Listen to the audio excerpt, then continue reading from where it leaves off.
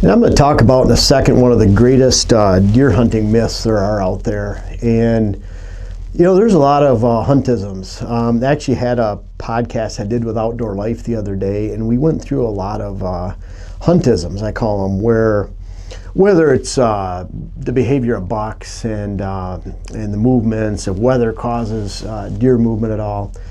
There's a lot of things that are myths in the hunting industry that have just been passed down from generation to generation, and really I think a lot of those have led people astray when it comes to hunting. And one of these is more of an understanding. I'll point out something, for example, dew claws. When a deer is running, there are so many times we're with a client out on their property and someone will say, wow, that's a big buck. And all it is, you can see the two toes splayed out, you can see the two dew claws behind, and you look at it and see, man, that's a smaller deer, and it was running. And so you can see the tracks running 6 or 7 feet. Another one, it's all splayed out.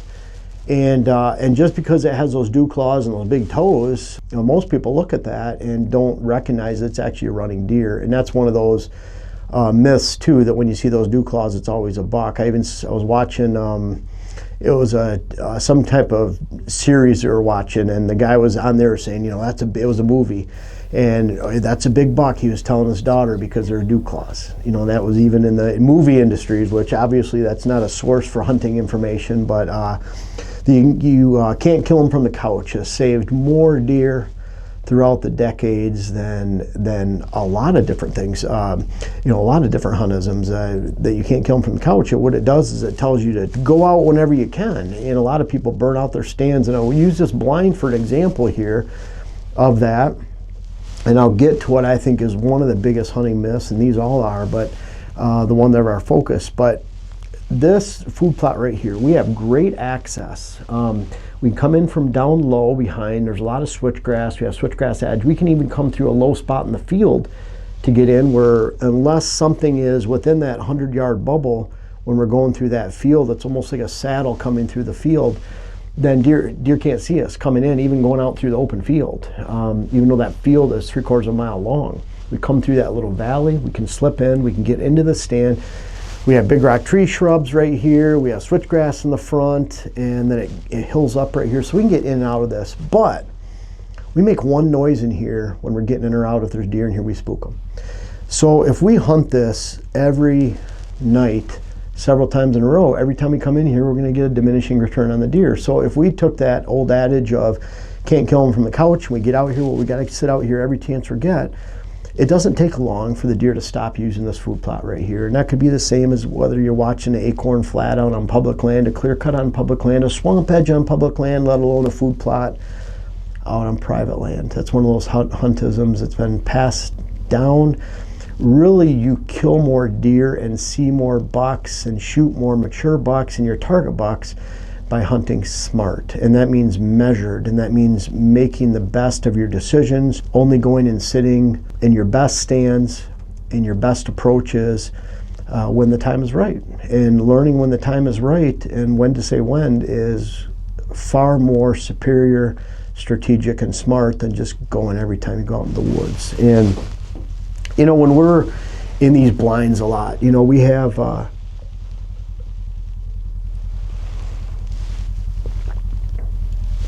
tasty.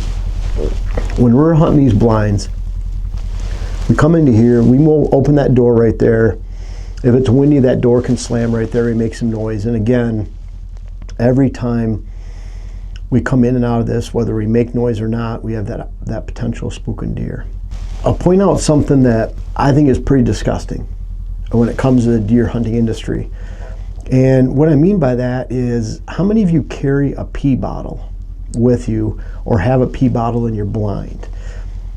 It's something that's completely unnecessary. And when I started hunting in the mid-'80s, I had people tell me, you know, we're out in the woods all day, because, you know, I'd get a chance to go hunt on a Saturday. I'm out in the woods and I'm hunting the entire day. I can even remember as a teenager laying down on my back in the woods and taking a nap in the middle of the day. Just because we're tired, we probably stayed out late the night before, had fun with our friends, and got up really early, went hunting. We were going to be out in the woods all day. we had no place to go. We drove to wherever we were hunting, and so we weren't going to leave and go someplace. So we're out there all day, out in the woods. We're going to be out there. And we had to pee, and I had people tell us that if you pee, you're going to spook all the deer, and that was back in the 80s. In the 90s, I kind of held on to that. Sometime in the 2000s, we were. Sometime in the 2000s, we were hunting Wisconsin, and I can remember somewhere along the lines of late 90s, early 2000s, I remember listening to Ted Nugent, and he talked about that he actually ate apples before he went to the woods because then it'd make his pee smell like apples. And I don't think that's really necessarily true, but I remember him saying, I'm not sure Ted Nugent is an authority on whitetail behavior or not. It's entertaining, that's for sure. And I mean no disrespect to Ted Nugent. I've enjoyed, he battled with a non-hunter, an anti-hunter, on the Phil Donahue show in the Detroit area, and this was probably in the 80s, going back a long time, because he was a Michigan resident, and I believe Ted still is. But pretty dang cool how he tore that anti-hunter apart, and with facts, and being incredibly intelligent. So no disrespect to Ted, but bottom line is it really got me thinking that, yeah, and I remember talking to John Azoga. He's probably the nation's foremost deer research biologist, most peer-reviewed articles, I believe, out of anybody ever, most quoted scientific research whitetail biologist from anybody else for college and academic study because of all his peer-reviewed articles, over 100 peer-reviewed articles. But he talked about that urine from mammals breaks down to just that urine scent within 15-20 minutes, that it's only going to break down to the smell of ammonia or type of ammonia based smell, and really, unless it's immediately, that a deer is really not going to be able to pick up anything from that. And so we've always looked at it like,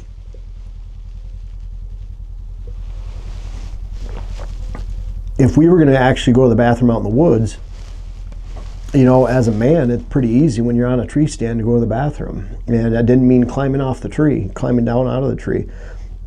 I feel bad for women, when Jen and I have gone hunting, it's a process. 2 years ago, we were hunting on opening day of Wisconsin, and I don't know if you guys remember that weather at that time. It would have been 2022. It was almost blizzard conditions and 18 degrees. We sat together in a blind from dark to dark. It was just a pop-up. I did have a heater in there, a heater buddy, and we did bring a warm blanket for her to get under. But it was cold, and I was cold too. And imagine her with all her bibs on and parka and all her clothing and long johns and all the layers, as a woman having to get out of the blind and strip down enough to where she could, go to the bathroom. And I can remember 5 inches of snow, and she's out there with her hand in the snow, and it just, we're pretty fortunate as guys, so that was a lot different. But I remember thinking, how much of a disadvantage, even in a blind here where someone has a pee jug, and it's just disgusting. I know people that still to this day take a pee jug, they're out going in a backpack. Sorry, doing a lot of talking today, so I think, Dylan, you're going to hit this later, aren't you? There you got it. Here you go. That's but anyways, just getting thirsty. This probably not what you're thinking. We do like to make apple pie moonshine, Jen and I. So. Oh. What? That's moonshine. Anyways, but when we're sitting in a blind here, I'd rather just open the door and go to the bathroom. I do, a pee jug. I know people that are in their tree stand, they're literally taking a pee jug out of their backpack. The movement to get that out of the backpack, the movement to get that out and actually use it and then put it back in the backpack and carry that with you, just absolutely disgusting and unnecessary. And I can say from years of experience making mock scrapes, going back to the mid-2000s in the UP of Michigan. I lived about a half hour from home. It was 22 miles from Munising to down on the County Road 440 where I lived. I wanted to make a mock scrape. I would get a large jug of water and I would drink it all the way home. By the time I got ready, went out in the woods and I was gonna make a mock scrape, I was ready to go pee. And so it worked like clockwork pretty easily. I would have to go pee, I'd go out there and I would actually rough up a scrape with a stick, pee on it, rough it up some more, and then I'd toss the stick out into some conifers where I knew deer weren't walking. They wouldn't smell my handprint or anything.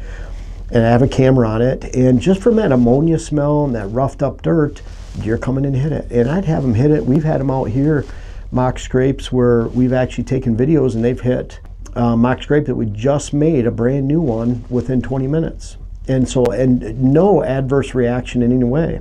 Bottom line is, you know, whether you're in a blind, whether you're on a tree stand, pea jugs are disgusting. You don't need them anyways.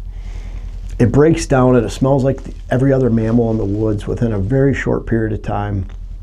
And we actually use them to start mock scrapes out here. And it doesn't matter if I've started mock scrapes on public land. I can remember a scrape that we made down on public land in Ohio. I'm not sure if you were at that one, Dylan, or not. But, or I kept a camera on it. It was 365 days I kept that camera on it. It was really cool to see that over that 1 year period of time, what deer hit it. Someone did steal it the next year. It was the only bad thing. But even out on public land, it works by, you know, using your own urine to start a scrape. Again, it breaks down. It's one of the oldest hunting myths out there.